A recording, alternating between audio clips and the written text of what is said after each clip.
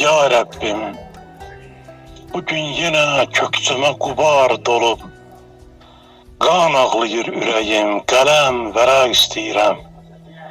Ağaxanın şaqraq səsin, alimimin zəngüləsin, Rübabanın zümzüməsin, qəlbə dayaq istəyirəm.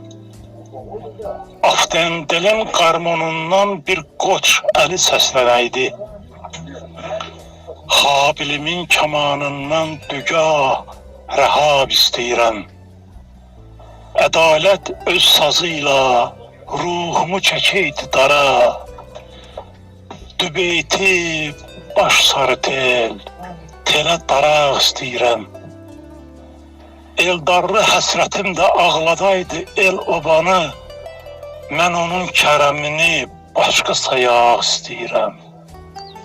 El qızımız Zülfüyə aldadıb namərd keşişi, toy edəydi əsliyə, saqi, şərab istəyirəm. Coratdı nəsiblə incə yaymaları ilə, edəydi könlümü şad, şura ayaq istəyirəm. Bəzi bu şit musiqilər yığıbdı canım boğaza, onları biçməyə mən əyri oraq istəyirəm.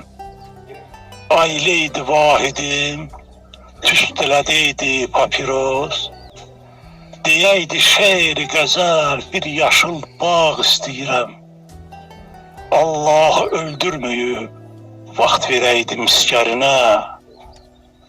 Nəvələrim Xaqan, Kamran, Ayxan, Orxanın toyunu, çilli çıraq istəyirəm.